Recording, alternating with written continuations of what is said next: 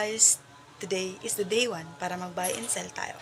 Pero bago ang lahat, pupunta muna tayo sa palengke para bumili ng ingredients. So, tara na! A few moments later. So, dito makikita natin na papunta na kami ng palengke para mamili ng ingredients. So, dito naman is pauwi na kami. Hindi na kami nakapag-video sa pagbili namin ng ingredients kasi ipinagbabawal nila. So, ito na yung mga napamili namin at ito na ang gagamitin nating sangkap sa paggawa ng munchkin.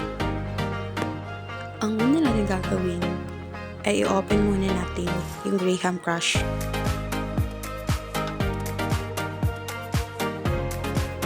Ang susunod natin gagawin ay ilalagay na natin ang Graham Crush sa bowl. Ang susunod natin gagawin ay ilalagay na natin ang gatas or condense para mag-mix na silang dalawa. Pagkatapos may ilagay ang condense or gatas sa Graham Crush ay pwede na natin silang i-mix dalawa.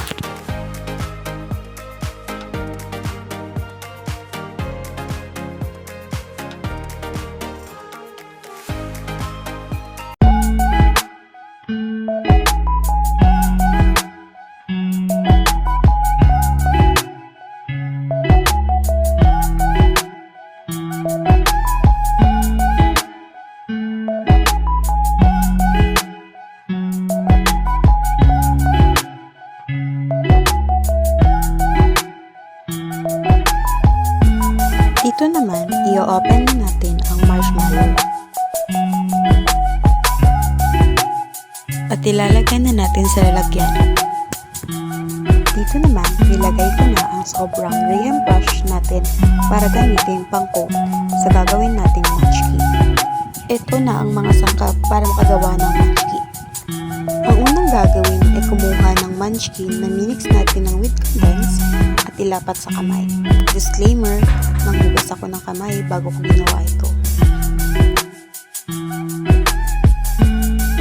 Pagkatapos ma-flatten ang Graham Crush na with condense, ilagay na natin ang marshmallow. Pagkatapos malagay ng marshmallow, ay kaagad naman natin itong balutin ng Graham Crush ang marshmallow.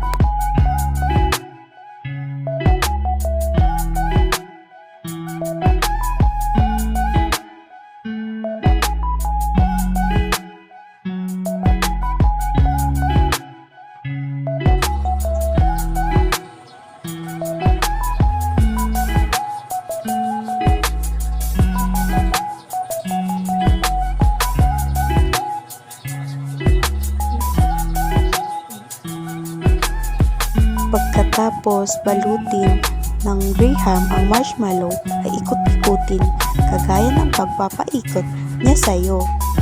Pagkatapos balutin, ilagay na natin ito sa Graham Crush. Ito na yung panghuling gagawin.